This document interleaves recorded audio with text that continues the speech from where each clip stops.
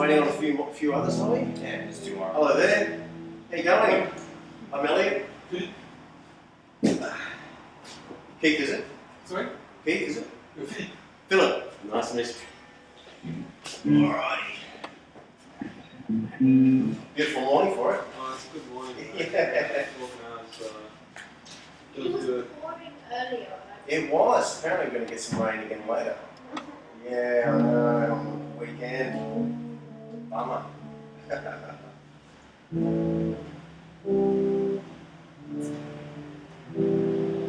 Just waiting on one more. I think it's 2 more, but we can it's 10 a.m. So. Okay, yep.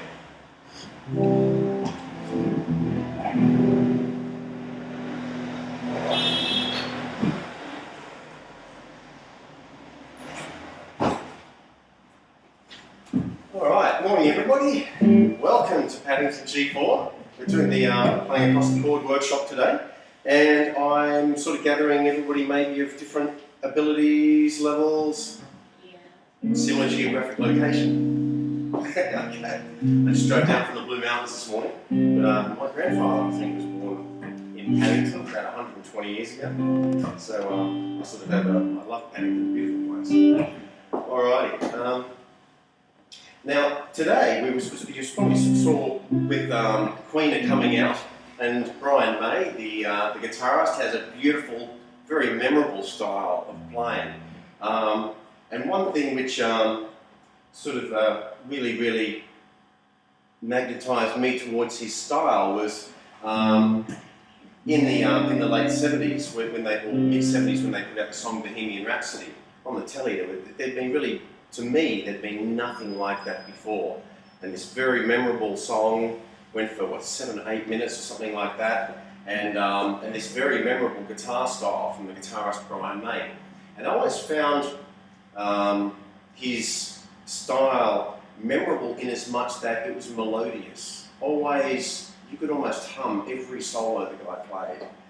It wasn't just ripping out notes for the sake of it. It doesn't really say anything other than it's just playing fast. Whereas Brian was always this kind of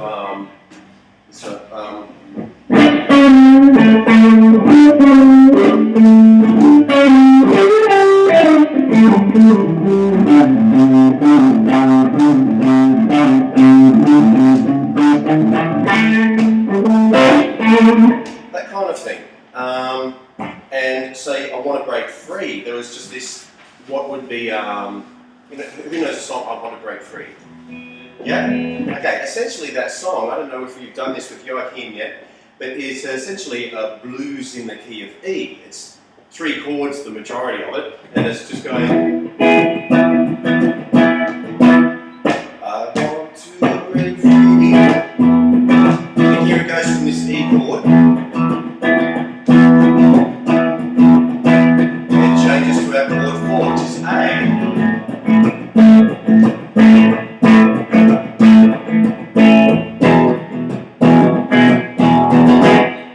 And we know where it's going to go next, don't we? So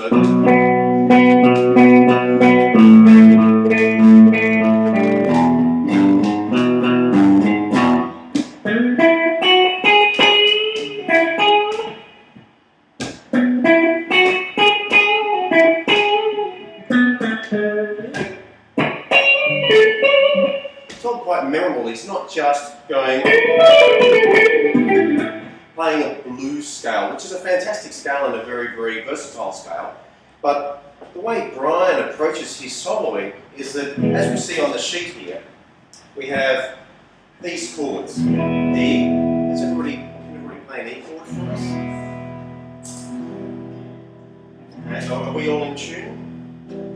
Okay, now E major, as we see on the sheet, is actually, well, I've got a copy over here. There's there they are. 2 Hammer-ons. 1, 2. Okay, this one here, I was hearing an E minor. So with this chord here, E major, we'll see that we've got finger 1 here, finger 2 here, and finger 3. Now, There are three families of chords which your teacher may or may not yet have discussed with you, which is major, minor, and dominant chords, or seventh chords. The major chords, if I was going to write the national anthem, I'd probably use a major chord, being quite positive and uplifting, or for my favourite soccer team or whatever. If I was going to write something a little bit about something, that rainy day that happened a few weeks back, or last night, I'd use a minor chord because it's a little bit sad, a little bit pensive. Okay, now I want everybody to remember these shapes. And then there's the E7 chord, which if I'm playing with Aretha Franklin or somebody like that, it's pretty groovy, soul kind of sound you can get out of the 7th chord. Okay, so there's three shapes we've got there. So they're all based on this shape here.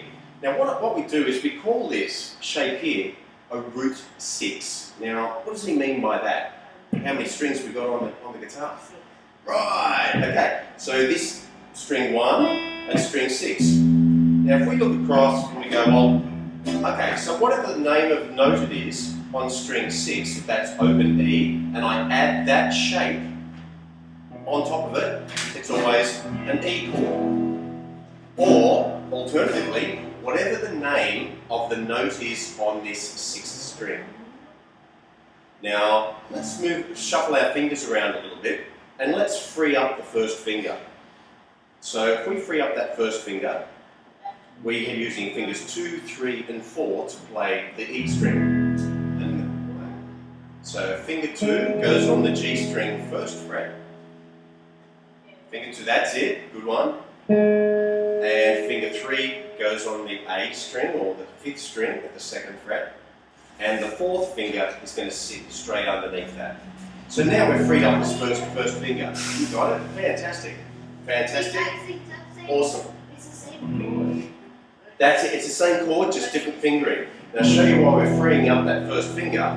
Is so now what we can do, we can shift this whole thing, like I've got super glue between the fingers, and just up one fret. We've got a beautiful old Spanish chord there. Okay? Some people may have tried. And the beautiful thing with chords is never be afraid to just muck around with them, move them up to say, that's some pretty quite amazing sounds we can get. Okay, now we've got that E chord and I've moved it to the 2nd fret. I can now bring this finger across and make the bar there. That finger is now barred and we have an, okay, now Nick, what's the name of that note at the first fret? F, okay, so we now have an F major chord. And if I have a look through from there, what I can do is I can play through, rather than strumming in a very, well, in a strumming kind of fashion, whether it's folk music or rock music, I'm going to play through just the notes of that chord.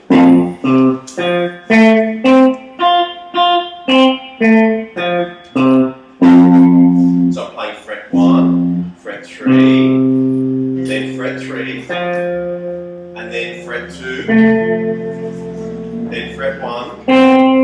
I'm just actually spelling out all the notes in that chord. You think, well, what's so special about that? That's what I used to think. Until I heard somebody explain to me how a lot of good guitarists, whether they're flamenco guitarists, classical guitarists, jazz guitarists, rock guitarists, blues guitarists, how they play a guitar solo or a melody that is very memorable. Now, out of those notes there, in most songs that have an F chord in them, the singer is going to be singing one of the notes out of that chord. Cool, huh? So if you're going to write a song, you can start with that.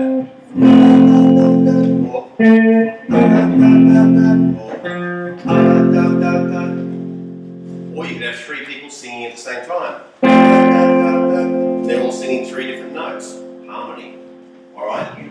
So here we have this root 6 chord. Welcome. We're talking about this E chord, or this root 6 chord, okay? So from there, what I'll do, I'll move it up to and play an F chord. Okay, have you tried that one? So I've freed up my first finger. Welcome. That's okay.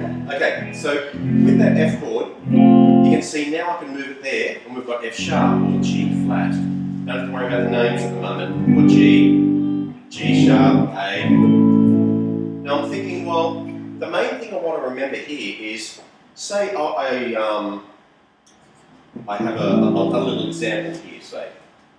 I'll play something through. And what I'm going to do is,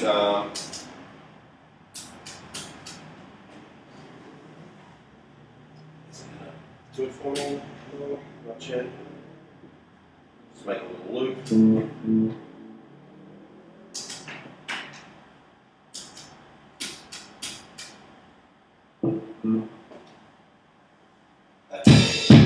it is. Okay, we just do that.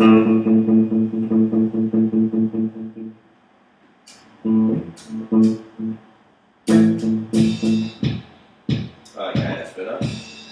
Technology, no? Now, what I'm going to do, I'm just going to play through a simple progression, say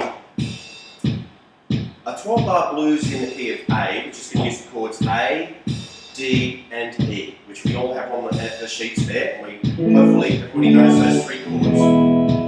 Okay, so I'm going to play 4 bars of A, 2 bars of D, then back to A, and then E, D, A. So, but I'm not going to play it in a bluesy fashion, I'm just going to play it with the major chords that we all know and love. Okay, so I go.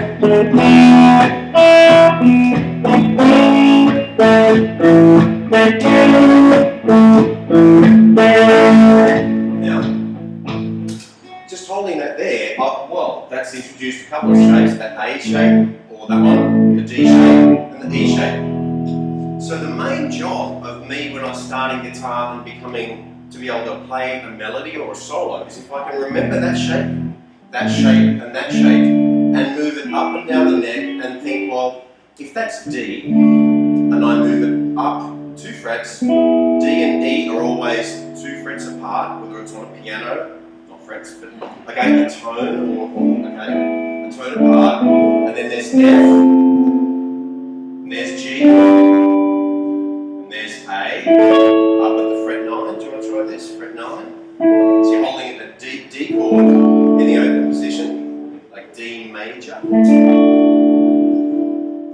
That's it, you got it.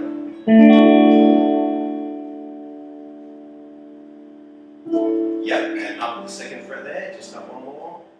That's it. And that finger's on the 3rd fret. That's it. And with that chord, even say Wolfmother, famous Australian band, and The Who often wrote, and the band Yes would often play around with that chord and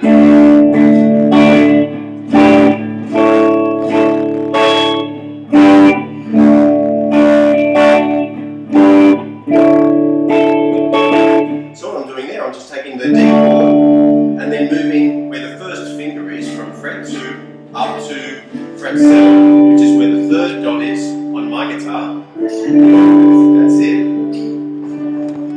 And I think this is an excerpt from a piece, And You and I, by the band Yes. And then up 2 more frets to fret 9. That's it. Now I've sort of got quite a few things to cover here, but I just want to make sure everybody at least can have an understanding of that. Grab the chord at home and muck around with it like crazy, and you'll come up with some really cool stuff. Say Wolfmother might have done that.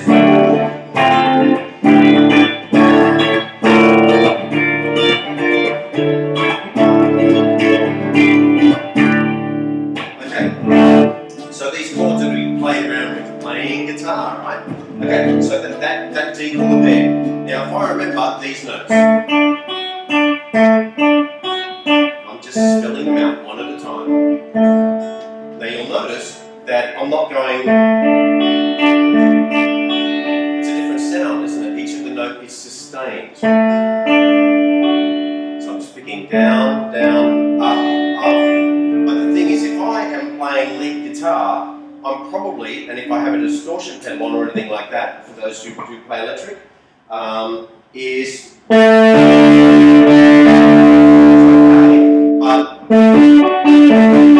a lot clearer. So I'll actually spell out these notes. Similarly, if somebody plays me an A minor chord, I may, I can play through those and play an A minor arpeggio. G, F, E.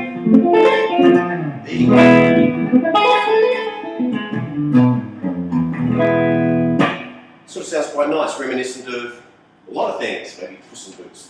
Okay, alright. It's a good movie, huh? That was a little excerpt of a song I wrote for the second Puss in Boots movie, okay, called Canasta. Now, that's what I'm doing there, is these things playing across the chord, there's another word for them. If I'm actually playing the notes out of a chord, exactly. So arpeggios are really, very, very fine and useful thing to do. Okay, so if I'm playing through that progression again, what I'm going to do is remember, well, if E is there, what are the other chords I play? I play A, D, and E, right? I want to work out on this sixth string, where can I play those three chords? Well, I've got A is going to be E, F, G, A. Oh, if I add that shape, I have an A chord. Okay. So what do you want to try that? So we've got, fantastic. Well, and we're moving the E chord up to the 5th fret.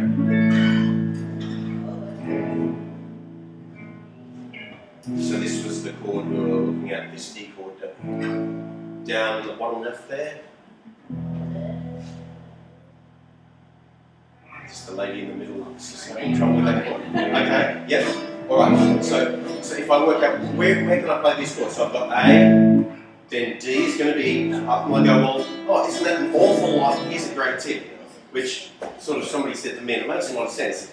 Instead of going E, F, G, A, B, C, oh, there's D, that's a lot of counting, isn't it? If I think of that, 12, there's 12 o'clock on the clock when the whole day starts again.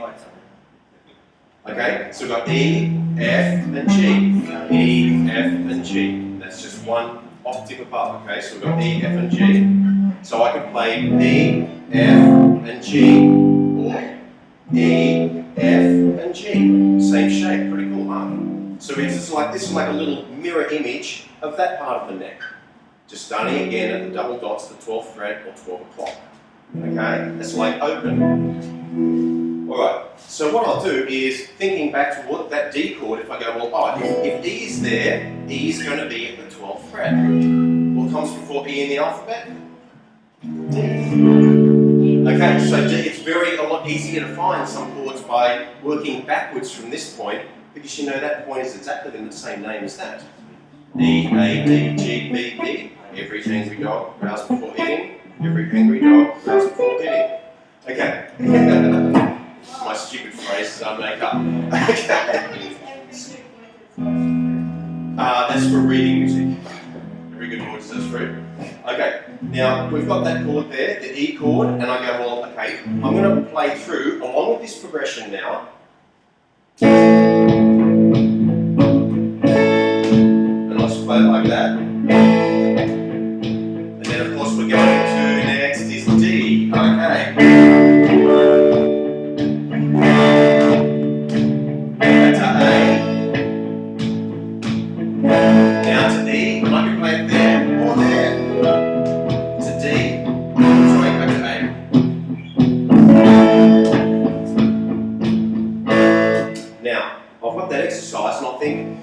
What's a pretty cool thing about those chords? If I start on A, which is there, the 5th fret, and I'm going to play, it's like a little staircase going away from me. Fret 7 on the D string, let's give this a go. So putting our third finger on the D string, fret 7. Just a single finger there. That's it. And you'll see some of our guitars have a dot or an inlay there. Okay. Now, then fret 6 with the second finger on the G string. So we're going fret 7, 6, and 5. Nice one.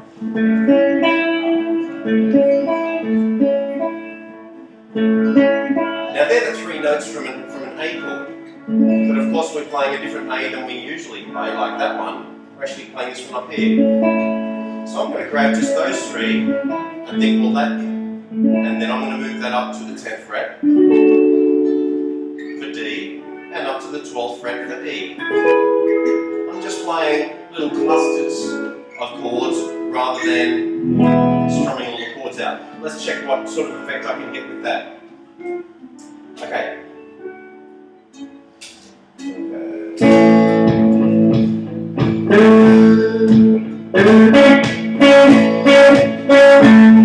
Just getting creative here.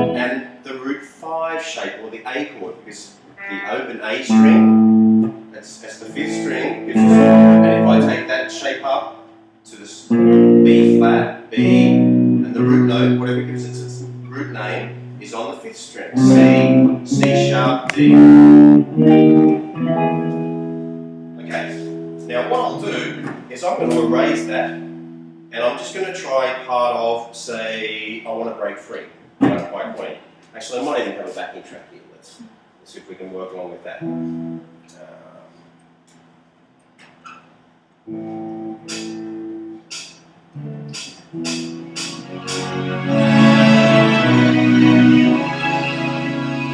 Now remember, this is 3 chords, E, A, and B.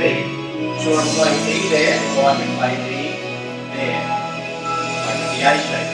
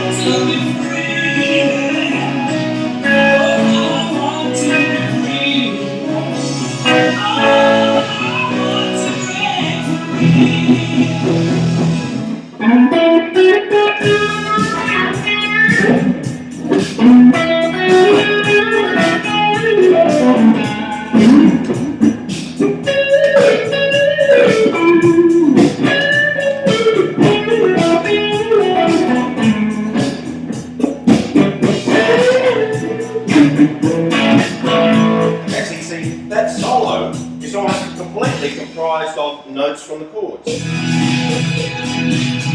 And that's the thing a lot of people find frustrating is when they start learning the guitar, they're going, okay, my C scale. It's beautiful, but the scale by itself is nothing. One of my teachers suggested to me, he said, Eliot, instead of practicing these scales up and down like that, use what we call some rhythm filters. Now, what did he mean by that? My mind went, filters? Do I go out and buy these? You know. Anyway, so what they're essentially saying is, grab a scale, or for this song in E major.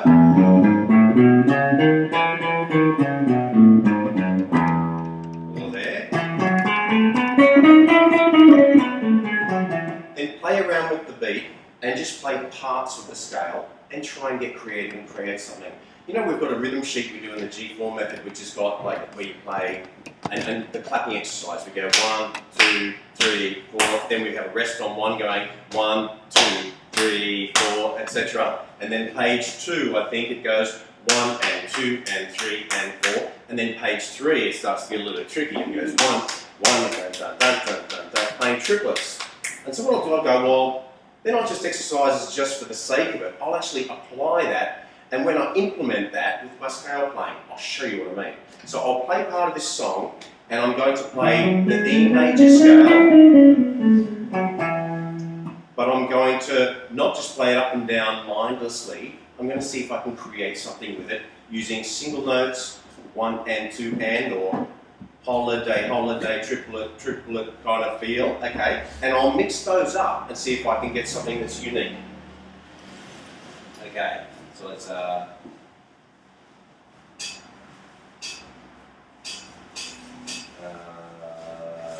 it is. So when it starts, I'll just play over a few bars and get the idea of what I'll do with a simple major scale.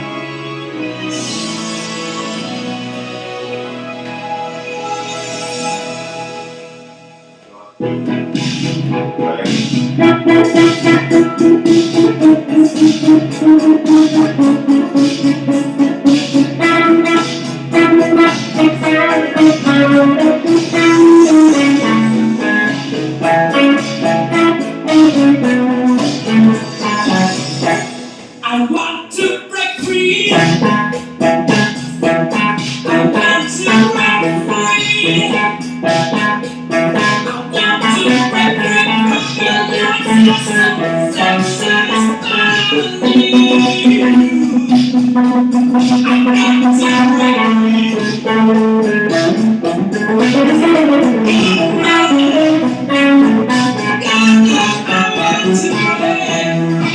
Okay, so we got the idea.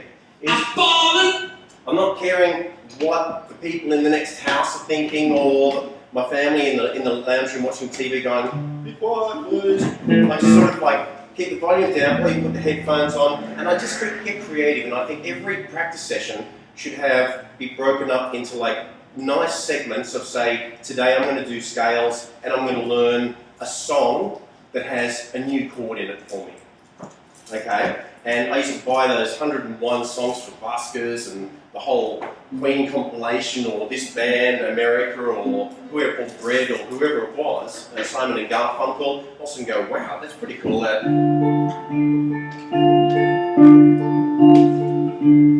know, and I went, oh, I only knew that D minor there instead of, you know, kind of thing. And so at the end of each session, I give myself at least 10% of that time is just having fun with it. Okay, even if you're learning the latest Slash solo from Guns N' Roses or whatever, or it's just going, just trying a new technique or something like that. Put on your favourite song and just play along with it. Just have fun. You know, because I think guitar, part of the thing is, as we said, it's about playing guitar, not working the guitar. Okay, so we want to be fun with these melodies. And sometimes I'll come up with the most ridiculous things, and sometimes I'll come up with the most really cool things. Okay, and let's hope we've got the recorder happening at the same time. So, that brings us to our little worksheet, which has got some tablature and music notation on there, I believe. And our first exercise is down an A minor scale. Let's have a look at the A minor scale in its completeness.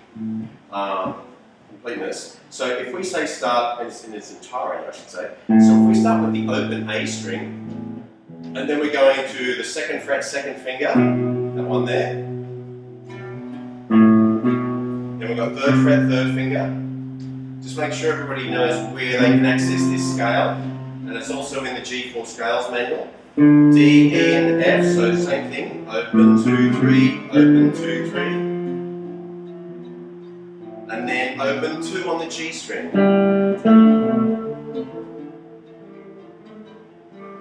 Open 2.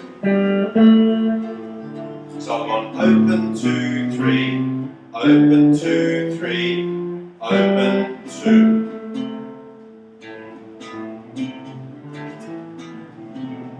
Now when I'm practicing a scale like this, I'll slow it down and go, Eliot, how can I make this so that when I'm playing it, because sometimes I'll have to play it a bit faster and I don't want my fingers to get confused. So what I do is I think, well, if I'm doing this now like this, and my fingers are all over the shop going, well, whatever finger feels like it will do it. Well, I bet you $1 million when I get on stage to do the song, and it's up tempo, like 1, 2, 3, 4, the wheels are going to fall right off the card. Okay, it happens every time. So what I do is I think, well, this scale is using notes on the second and third fret. If that was a soccer team, and we're thinking about the goalie's only allowed in the goal area. The goalie goes running out in the field and grabs the ball with his or her hands, what happens? It's a free kick. That's right, yep, okay. So we want to make sure that no fingers, when we're doing this scale, that are not meant to be, like the first finger is not allowed in the second fret area. The third finger is not allowed in the second fret area. That's totally the domain of the goalkeeper there, finger 2. So I'll go second fret, second finger, third fret, third finger, open, second fret, second finger, third fret, third finger, then open, and then A. Okay. Now what do I do with this scale? First of all, I just learn it, which might take 5, 10, 15, 20 minutes. My drum teacher says this is the most annoying thing to me. He goes, Eliot, now you've got it, boom, boom, ba, ba, ba. Now I'll leave you to it, go and do it 40,000 times. Okay, no, he says over 30,000. So I think, hang on, but that's about 4 hours a week. So it's like half an hour a day, easy. Okay, I'm just playing dum, boom, ba, dum, ba, ba. So what he wants me to do is get to a point where I'm on autopilot. Like seeing Star Wars, right? Luke and the Force. Okay? I can do it with my eyes closed, with the visor on. I don't even have to see the little ball with the lightsaber. I'm just going for it. And I'll... Didn't have to look, it was just there. Okay, I just learn it and make sure my fingering's right. Then I go, okay, that's the left hand. How about the right hand? Down, up, down, up, down, up, down, up. Okay, what we learned on the picking exercises. Alright? So this one, I want to, and the way I practice this scale to start with is just ascending, then very similar to the G to G scale we did in the G4. Now with that scale, I think, well, let's have a listen to another solo, and we'll think, is there any scalar bits in there that we can sort of pick out? That we can sort of apply to our playing. So,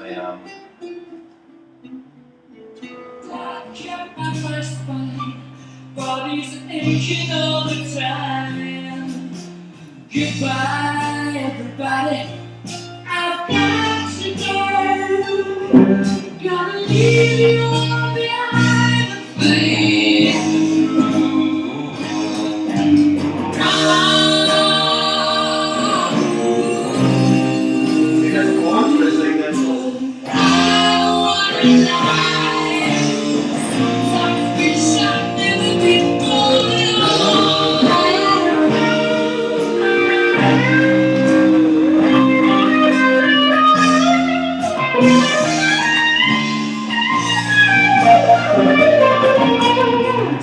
I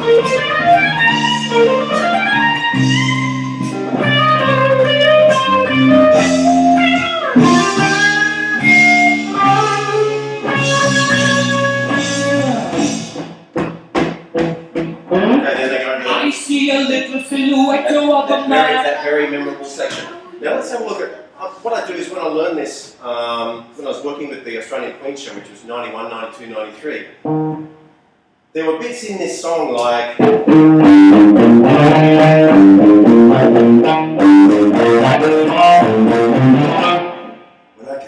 alright, let's try it again. Let's go from the beginning of the song, and the bass player turned around to me and he goes, Eliot, let's just work on just that bit. And I went, well, that makes sense. We'll work on just that bit, break the mountain into little pieces, and work on each piece until we get it right. Okay? So the Scaramouche section took a little while for us to work on, but eventually we got it. Okay? And when we came on stage, and what we did, we practiced it until we knew it back to front, inside out, upside down, and could do with our eyes closed while ordering, making a cup of tea. Okay? So that was because when people go and see such a show, they expect you to have the parts right. Okay? So with this, I'm just going to break down part of the thing where it goes,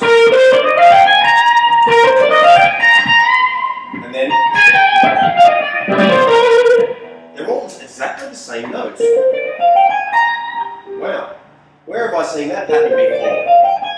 The G to G scale we did.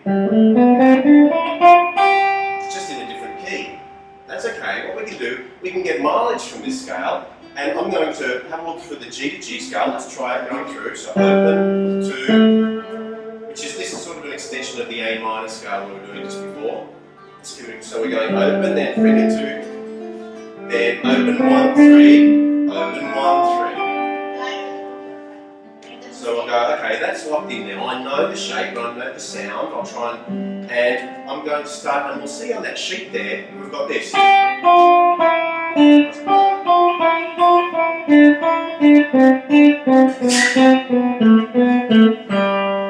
wow, what's he doing there? Instead of just going down, I'm going down 3, then back 1. Like a staircase going up and down. So dum bum bum bum bum bum. So let's try that. So we're just going from the top G string. The E string, 3rd fret, G note. Then to the first finger, which is the F note. Then we're playing E, and then we're going back to the F.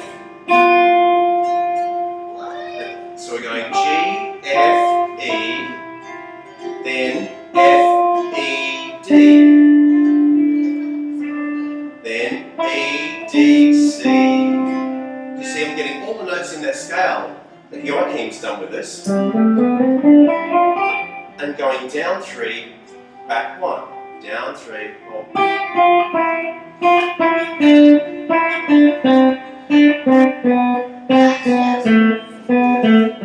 That's a really nice way to play this walk, because without going too far into it, chords and harmony are structured on a sequence of thirds most of the time, in most Western music.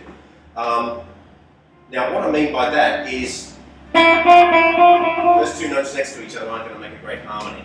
Somebody's going to go, okay, it's more like a bad shark attack movie, you know? Okay, whereas what we've got is notes that are at least 2 frets apart make a great harmony. It's pleasing to the ear. Okay, so I'll practice my scales like that, putting them in sequences. So I've got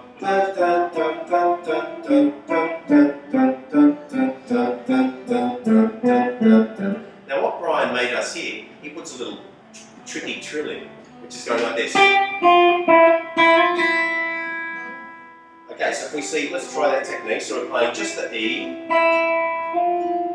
and then I'm hammering on and pulling off. Now not everybody will have done the hammer-ons and pull-offs yet.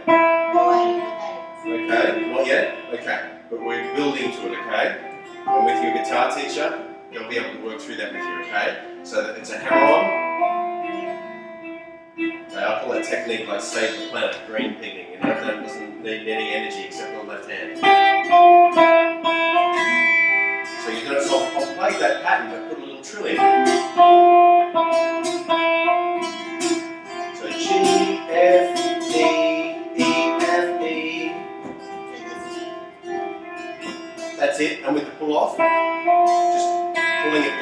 slightly. So picking it and pull off. So if I play that in slow motion like the ad,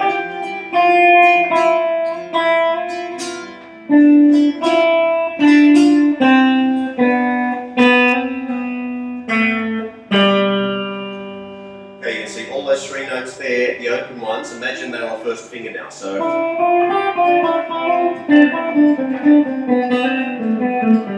wow, all of a sudden I take that up to here where Brian May did it.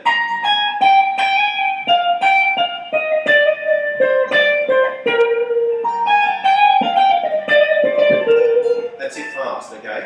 So there's a couple of things to work on with the guitar teachers there, is hammer-ons and pull-offs.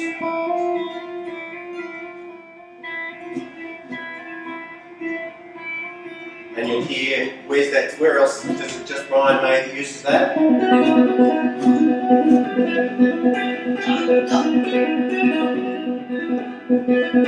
Alrighty, now, even if we think, well, I'm not really into AC/DC music or Queen music, say, and I'm more into playing James Taylor, laid back, kind of chill stuff, okay?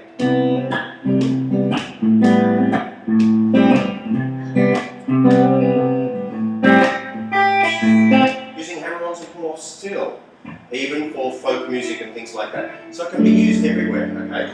So that's the first one, is to get a scale, and whether it's, and say what's one of the scales which we do, one of the first scales with G4 is the C major scale, I think, well,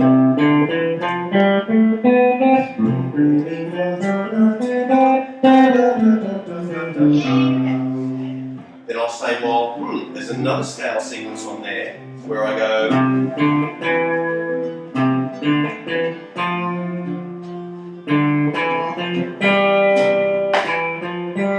up three, back two, up three, back two. Many, a lot of combinations and things. We're gonna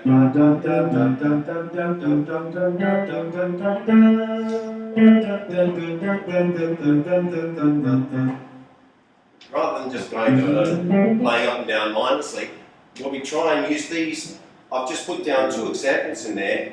If you ever taught a scale, whether it's singing it or playing on the piano or the guitar, try it in different combinations. So what I'll do now is, let's say, have a listen to, I'll think, well, that program I did before with the A chord and the D chord and the E chord, I'm going to think, well, what's the first chord we start on?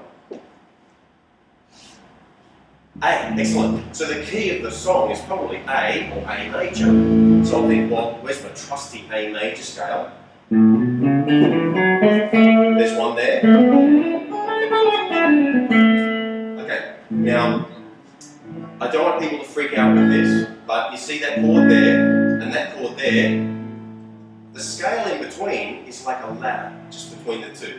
So if I think, oh well, I know what those three notes are, and then I've got the next chord is here, where we did 7, 6, 5, and then a note there. And I think, well, how do I go like this? I'm using the top two notes of that one, because that chord has a higher note in it, and that one there, and I'm going to play the scale. Now what I'm going to do, this is all being videoed, so you'll be able to catch it again later. So I'm going to play the A chord, and I'm going to play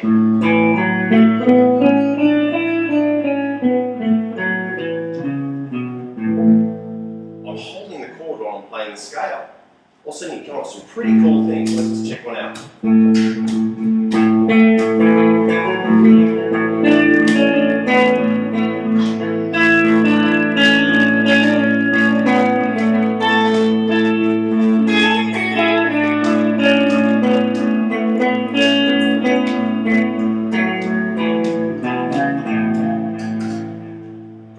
Just with a major scale. That's how I practice my scales. Make things with them. You know, like there's no point having the flour in the cupboard. You're not going to make a nice cake with it, you know what I mean? So that's what all I'm saying is just have fun with these things rather than being, one thing is learning the scale, and yes, there's a little bit of tedious work involved, but it should be no more than 10-15 minutes once. And then, you know, the thing called in the brain called melanin is when we have a thing called melanin. It's actually a chemical made by the brain, And if we play something like an A major scale today, and we go home and go, okay, what Eliot said on A major. Tomorrow, get too busy, Monday comes, too busy, Tuesday comes, all of a sudden, that little connection that the brain's made evaporates. Okay? Whereas if when I get home, I try it, it doesn't have to be for 4 hours, just for 5 minutes. I just go, okay, what is an A major scale? What was Eliot saying? A, and...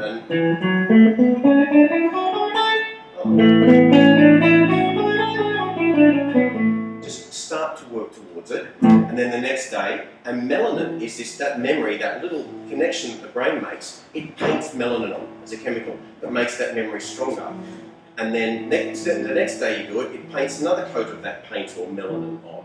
And all of a sudden this thing becomes as thick as a cable. You'll never forget it. And all of a sudden when you're under pressure on stage, one day it may just come in useful. Okay? So what I'm going to do here is I'm going to play through. I don't think so. Just try it, and I'm just going to play an A chord. So here we go, going 1, 2, 3, 4. And I can record this on my iPad, iPhone, whatever. Other company phones, whatever. Any recording device you've got. And from there, I'm just going to come through like this. I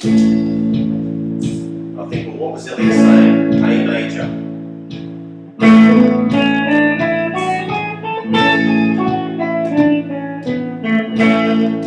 Okay, how about in a sequence?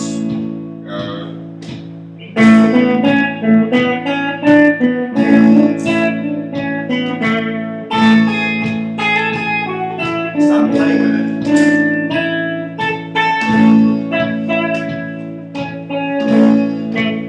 I'm just playing the notes from the chord now, the Arpeggio.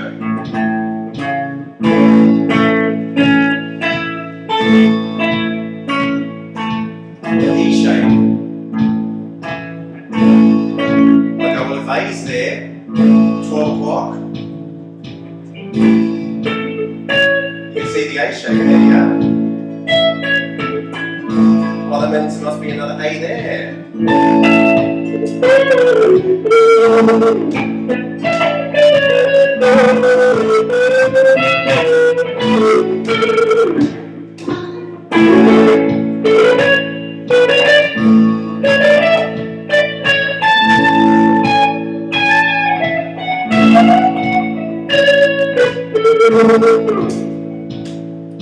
Alright, so we've got the idea with that one. Now, there's a really, really cool concept that was explained to me that a gentleman, Wes Montgomery, used in the 1950s.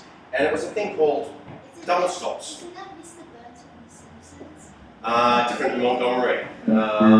What his first name, yeah. Wes Montgomery was a jazz bebop guitarist in the 1950s, 60s. And he introduced this thing that a little known guitarist called Jimi Hendrix copied. And what that was a concept of double stops. Now if we think of a single note as a note, sure, playing one on the piano or whatever, then if I play, that's a chord, or that's an arpeggio. But what happens if I play two notes together? It's not really a note, it's not really a chord. All of a sudden, I've got this wonderful thing where I might go and say Queen's playing I Want to Break Free.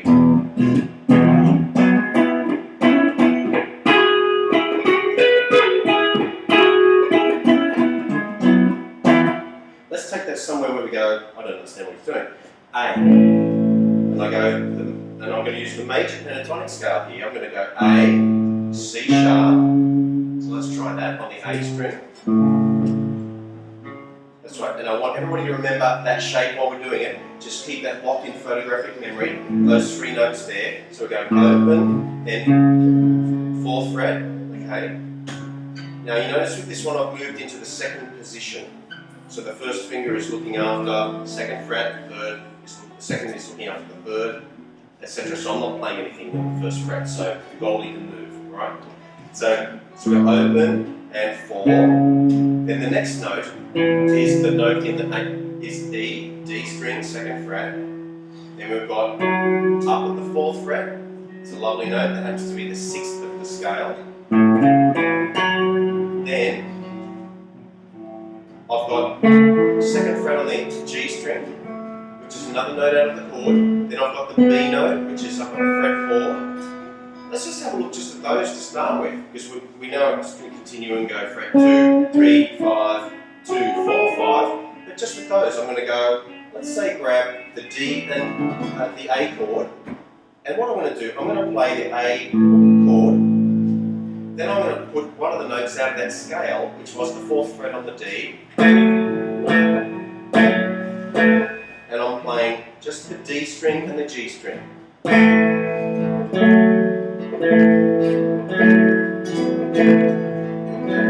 So I'm holding the A chord.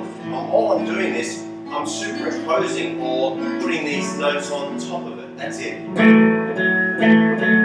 And then I can switch that round to the other way. I could say, well, that was a note in the scale, why can't I use that as well? Of course you can. So, just retracing the steps a little bit, I've got, they're the notes we're mucking around with for the moment, and I'm playing that with a chord.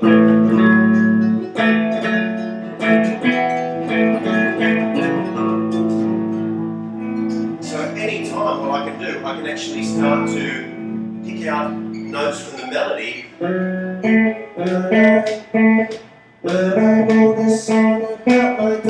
You know? Just while I'm holding the A chord. I'm sort of playing notes from the scale while I'm doing. And you'll notice this other thing I've got happening once I get up here. Those notes there, fret 2, 3 and 5. I'll do this thing called a pedal tone. Now a pedal tone is where you hold one note or pitch axis thing, and while I'm holding that A note there from the A chord, I'm going to flatten the first finger so it's covering the C sharp or 2nd fret on the B as well. Now I'm going to see that the next notes in the scale are D and E. So I'm B string, 2nd string, fret 2, fret 3, and fret 5. And that's on the 2nd string there. That's it, awesome. Now what I'm going to do, I'm going to go and use the alternating picking in exercise 2 from the picking sheet to do this.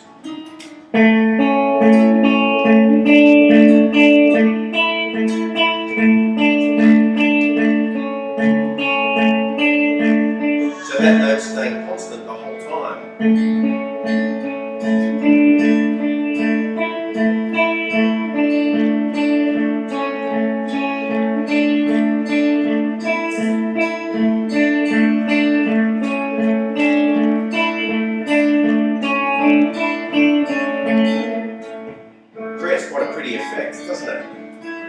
Okay, so we have, I'm just playing the major scale, the major pentatonic over a pedal tone, like one note staying the same. You'll hear Steve Lukather from Toto.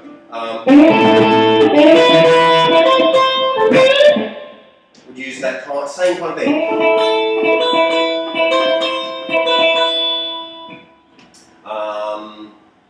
What's another example of this pedal tone? Say I've got the notes.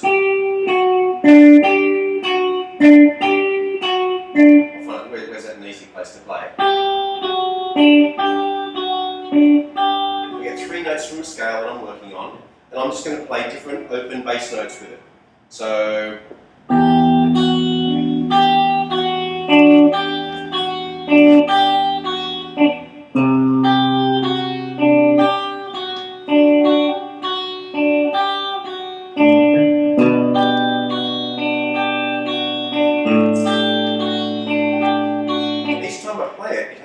It's like painting colours. There's a different, it's like, you know, when you mix your different colours together, you get different sets, and it creates this beautiful modal thing. Boys of Summer, you know.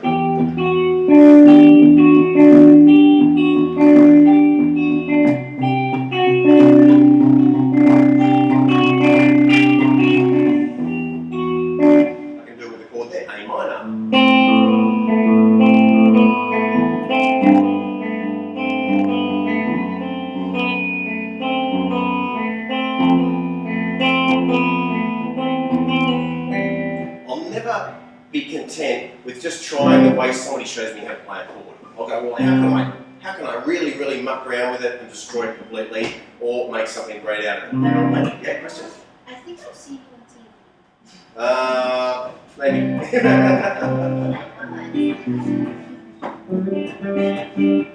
But I can see you here, and that's the most important thing. Alrighty, so that sort of pitch axis. So what I'll do, I'll grab a scale that I'm working on and use some pitch axis thing, like from C. Oh, what does a C scale sound like with an E?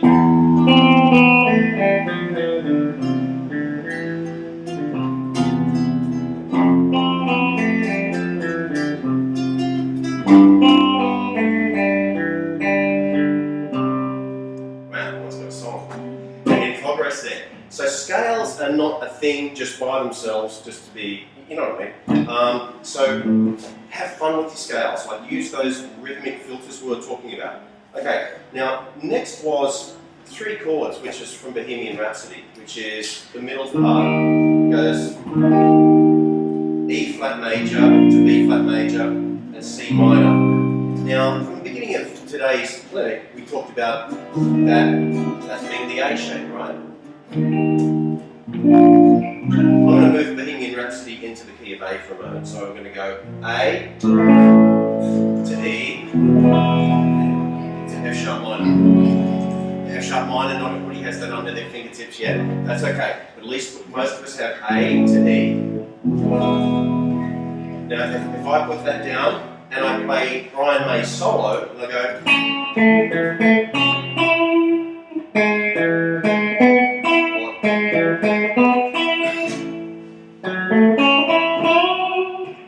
now, let's have a look again.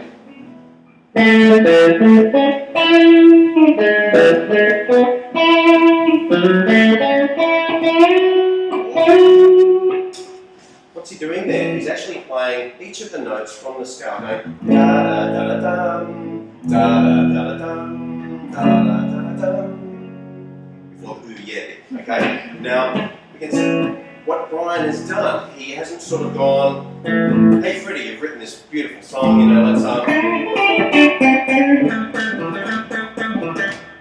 Freddie would go on totally inappropriate, man. You know, like, that blue scale is a fantastic device, but there's so many places where it just doesn't work and it is inappropriate. So what I do is I think, well, wow, all of a sudden one of my students brought in a chord book, a scale book the other day, and it's like 150 pages of every permutation of every scale, and I thought, well, it doesn't look like a real fun way of learning scales. You know what I mean? So I thought, and he really just wanted to know the essence of how to get a great solo, and I thought, well, if you think about the chords you're playing, you can just play the notes out of the chord. And at least if you get just one scale, which is maybe the major pentatonic for this week. And like A.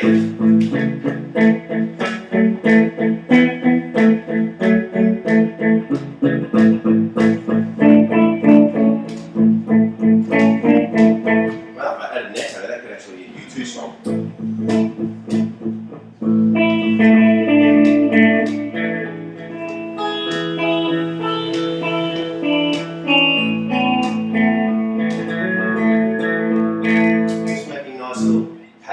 Patterns like that. So fun ways to use a scale.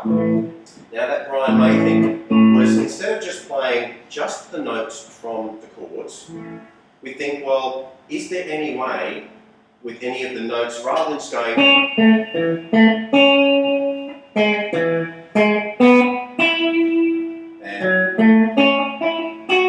are there any notes that might be easy to bend into or slide into? So from a jazz perspective, or blues or rock thing.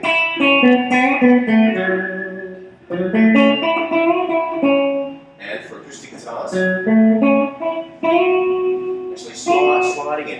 And it's much more interesting rather than having 2 notes and going or adds a little bit more spice and expression to it. Okay, so I'm not just going through the motions and just playing a series of notes, just ad nauseum. Okay, so there were some more exercises on this page. I think we've sort of like covered most of them. Okay, so I have covered in there, we talked about A, D, and E. So one great thing that I may learn this week might be an A arpeggio.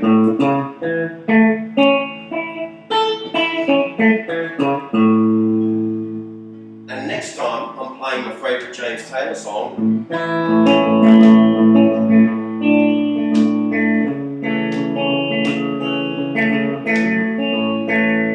Wow, it's just while in the chord book it said just play an A chord. I like to muck around with it a little bit and sort of flavour, you know, and sort of.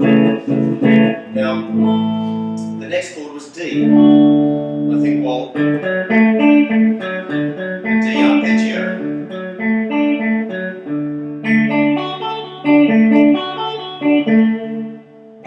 And an E arpeggio, or I think the beginning one in the D4 method is.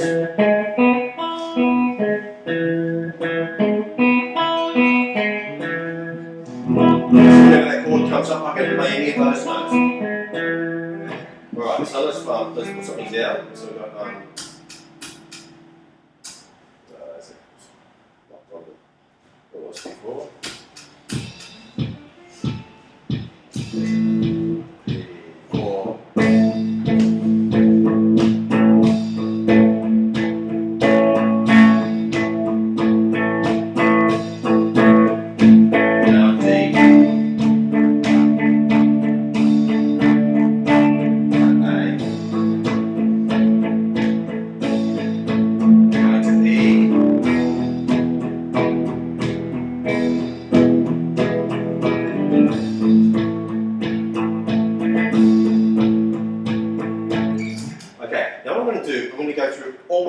Today, playing, well, if A is there, it's also there. If I really want to go into it, that D shape there, for those who are thinking about it, really comes from that shape. It's more like the pianist would play a D chord.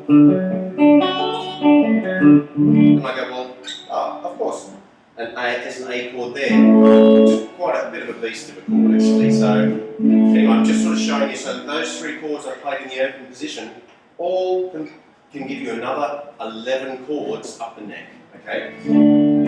If we just remember the shape of them. So I'm going to play that progression back now.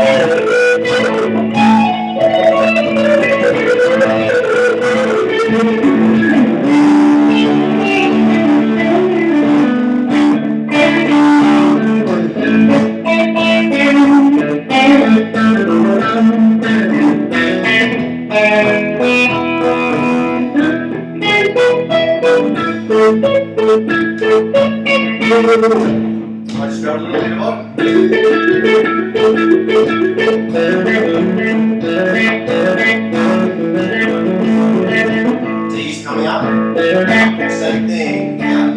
Back to A. There's an E. Well, there's an E. Double stops. Now, without the backing track, I'm playing solo and I'm stuck by myself on stage, the bass player suddenly got sick and vomited and the drummer's gone away and his dinner hasn't arrived yet, so he's angry, and I'm just by myself on stage. And I think, well, okay, I've got such a progression, I want to slice it a little bit. So instead of me going, it's all well and good, okay, I want to sort of add some stuff to it. So,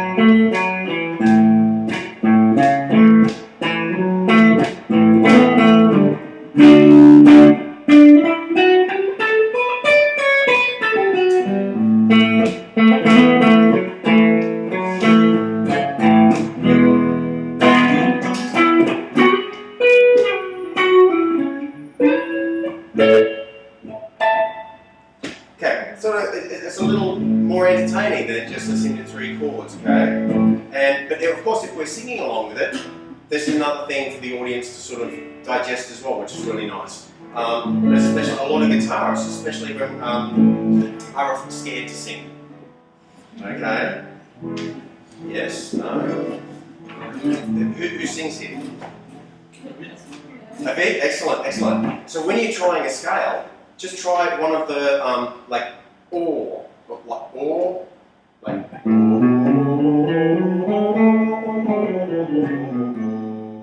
la, and try and play that along with your scales as well. So,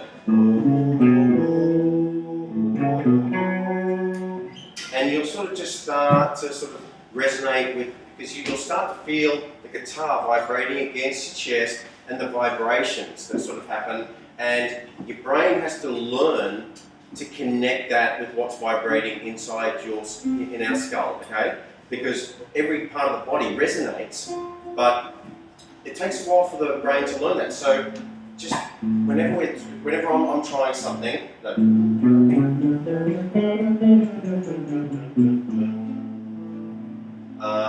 and try and hum it. Especially if something's too high for you, just sing it an octave lower. If it's doesn't feel very good for me, so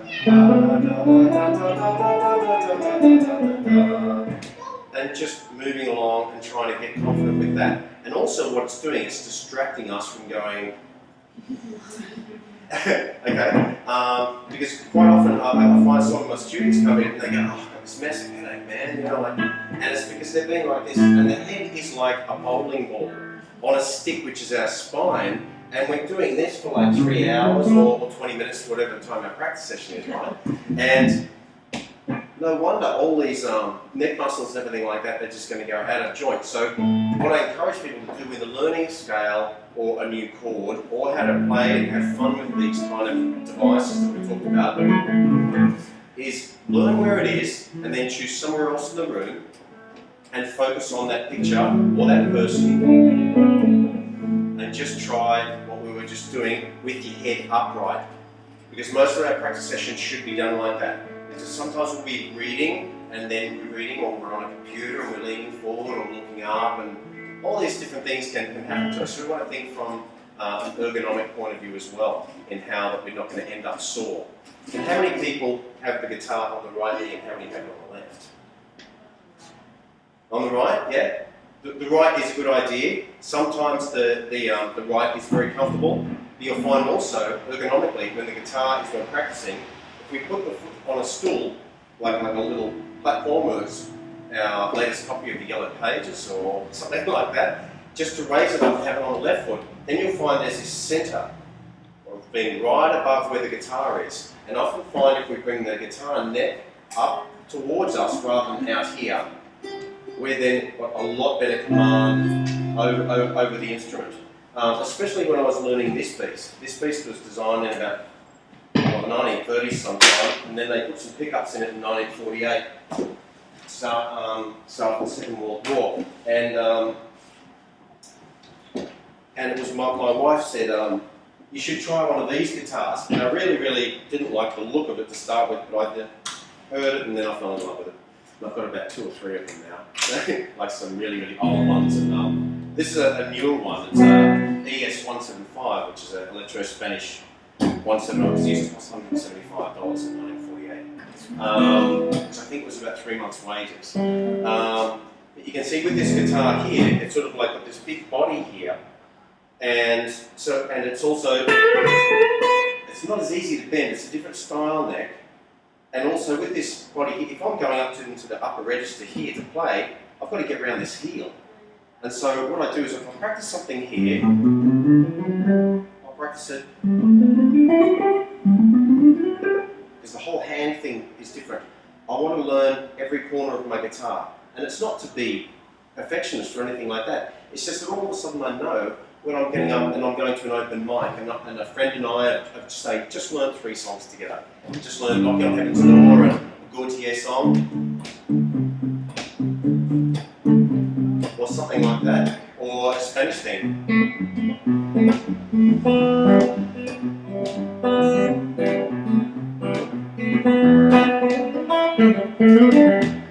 Those kind of things. What I want to do is be able to go through and practice those songs, get the chords down, bring the head up and go, well, okay, well, what would it be like there?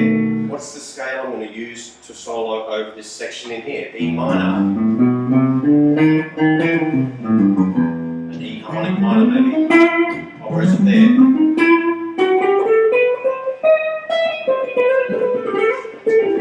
But I want to be slow and thinking about it when I'm on stage.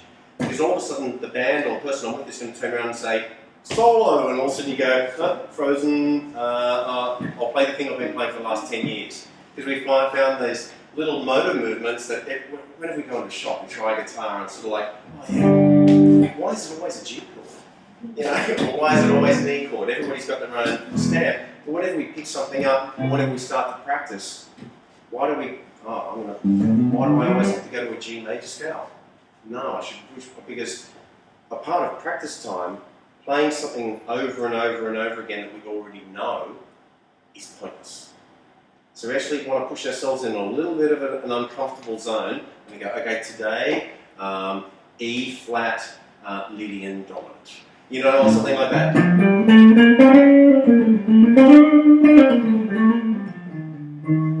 I want to sort of get the feel for it, where's that, move it into a different position.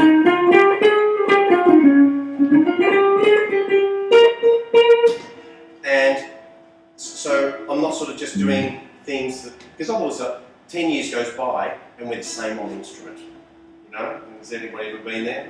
You know, we've been practicing for a year, and so, and the great thing is, to check all these things we've done today against, you know, like, is anybody doing the levels with the G4 method? Yep, and you've got the checklist of things like picking, scales. Then there's theory and reading. And say I get called in to do a Coca-Cola commercial at 301 in Sussex Street in the city, and I sometimes do things like that. I've got half an hour, I walk in, they put the music in front of me, I've got half an hour to do it. And to be perfect, recorded, right, and they say, next, piano player. I say, sorry Elliot, you've had your chance, you know. So reading's very important, so I'll spend part of my time on the reading. And just going through that checklist that Joachim has kindly given us, okay, so, and just working through step by step and break down each practice session into like 2 or 3 things. Not going, oh, I've only got half an hour. It's like if I've got 10 minutes before I go to work, and I go, okay, I haven't got much time today, I'll just go, Elliot, talk about the A major scale. So picking right, so left hand doing what it's meant to be doing. How can I do one of those little sequences? Oh, right, okay, I'll work on that.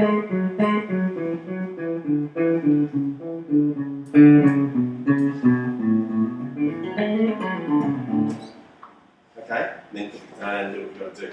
But it's sort of just a matter of, and then tomorrow, a bit of reading. Okay? I hated reading when I started playing the guitar. But I'll tell you what, it's been really good for me. Especially what we're working on at the moment with a band. They're doing Chicago, Broadway, musical kind of thing. And it's all reading. It's like, and every song is 14 pages long. So I had to go through and distill it down into one page of cheat notes, you know, and to be able to play all the bits of these Broadway musicals that are sort of happening. With the Queen show, we'd get Bohemian Rhapsody, and it was like, again, 10 pages long, the music. And the music, especially when I was learning guitars in the 1970s, they never wrote down the guitar solo, because as far as the publisher is concerned, the guitar solo is not part of the song. They actually only the words, the lyrics, and the melody are their parts of the song. Even the chords aren't. You can't copyright chord progression. So, so we had a real challenging time putting little rocks on record players and slowing them down to try and hear that. And when you slowed it down, to go. Actually, the guitar right down. So we tried to find it. It was terrible. So especially with the internet and things like that today, just I hope you guys. Any questions about what we're doing today? Have I confused everybody totally? Have I inspired anybody? Yeah. It's good, man. Thank you very much. No, that's a pleasure. Awesome. No questions at all? I'm very tired. So. Yeah. Okay, cool. Like what you're talking about, like the double stops, you're kind of talking about intervals, like you can name like thirds and fifths and fourths. That's okay. The double stop thing is, say, a classic one, which is one of the songs, which I think we do is say from.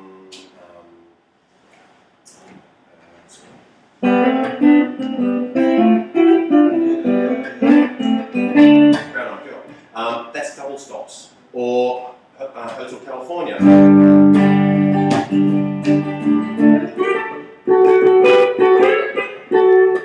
That's double stops. And what's a way we can apply that to our playing is, say, grabbing a D chord. Those two top notes are a double stop. If you think about it, well, if the A chord is there and the two highest notes are there and there, also I can go.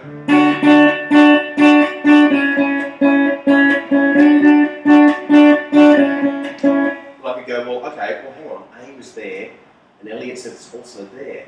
I could go.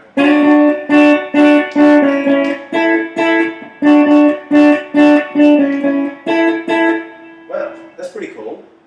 And then what I do, especially if I'm in a band with two guitarists or something like that, the last thing I want to be doing is playing exactly what the other guitarist is playing. Even look at meat and two veg bands like AC/DC, where the guy's going. Angus or the other guitarist will be going, playing a different part. So he's thinking, well, if Malcolm, my brother's playing that bit, I'm going to play that bit, because they sound slightly different. And that will add to the sound of the band, rather than two people just playing the same part, which is completely pointless. Yeah? Say a great example of the double stop is, if you have a listen to a song called Little Wing. It's a lovely song by Jimi Hendrix, and it sort of like works through E minor to G to A minor and back to E minor, and then there's some B minor 7 chords in there. But I'll show you. I'll show you the basic chords outline, and then I'll put it as Jimmy might play it with double stops. And the double stops I'll be doing is thinking of each chord and playing that, superimposing the scale while I'm holding the chord. So, okay, like we did there. Now here it goes. Going 1, 2, 1, 2, 3 to G. Then I've got to A minor. Back to E minor. And what Jimmy does, he sort of thinks, well, okay, E minor, why not 12 frets?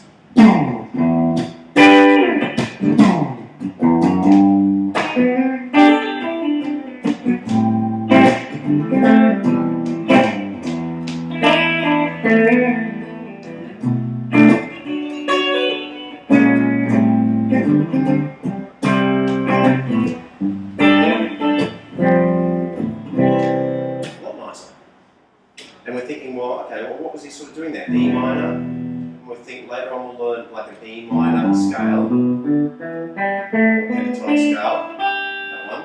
We'll think, well, that kind of thing. Or play two notes together, double stop. Then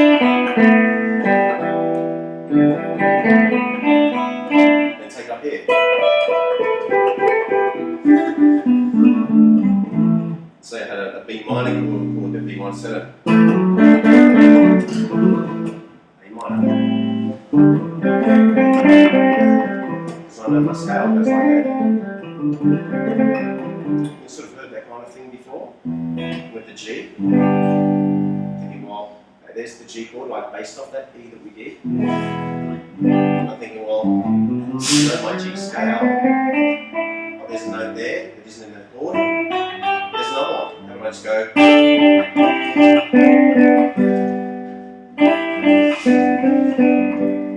So what I'm doing, I'm superposing chord with the notes in the scale. So I'm like working the two together and having fun with it. Yeah, always having fun. Right, have I dragged everybody well over time? I'm sorry to hold you up, I didn't mean to. But yeah, if anybody has any questions or anything like that, please just we can have a cup of tea maybe and cover some stuff. Yeah, excellent. Thanks for coming today. Thank you.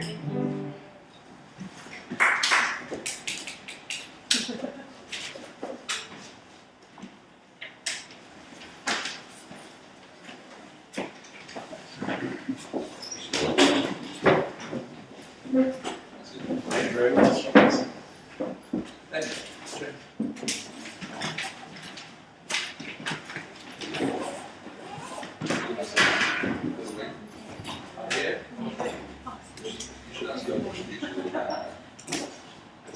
It is a beautiful song. Yeah.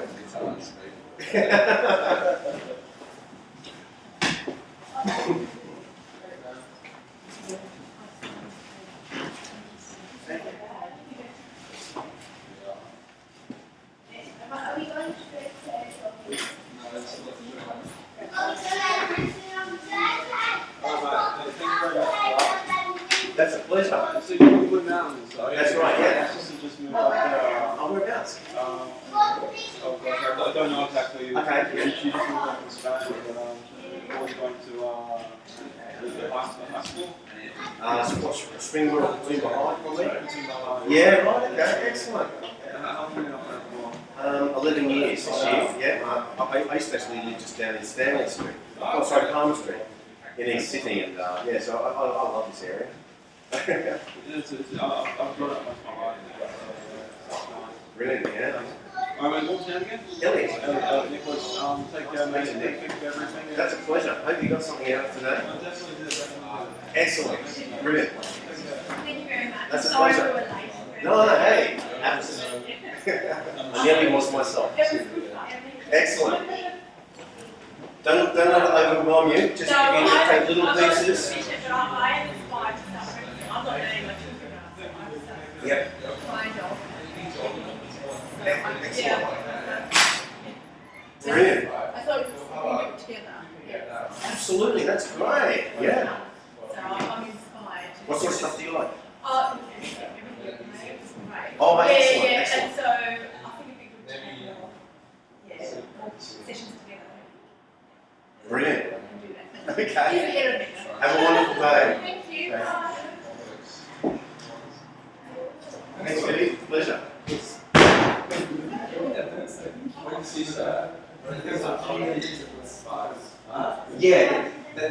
sowing the seed on a couple of things, and sort of like the scale practice doesn't have to be boring. Sort of like, well, okay, how's that scale? Where's the chord? You like to play the scale while holding that chord. Awesome. And he starts to think Brian May does, and that's how he is melodies. He's actually not just ripping out a scale over the whole song. You know, like sort of like thinking, well, each chord as we go, I can play the notes out of the chord, and it makes melodic sense and harmonic sense.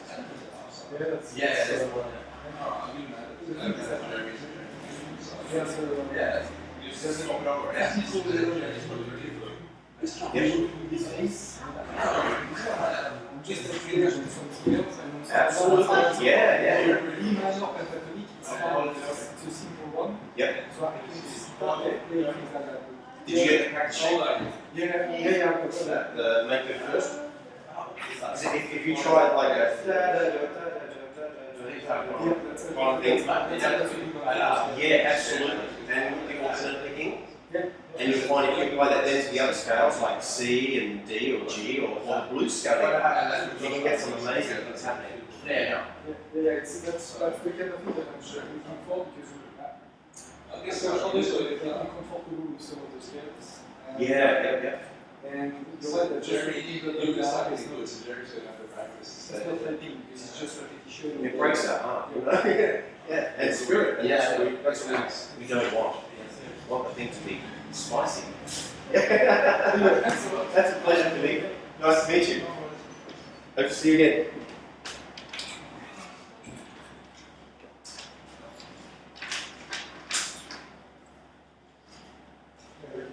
See next week, hopefully I won't be able to work with some. Oh yeah? Okay, thanks, man. See you soon. I think that went well. Yeah? Yeah? Yeah, good. Nice to meet you, buddy. You too. I mean, it's up.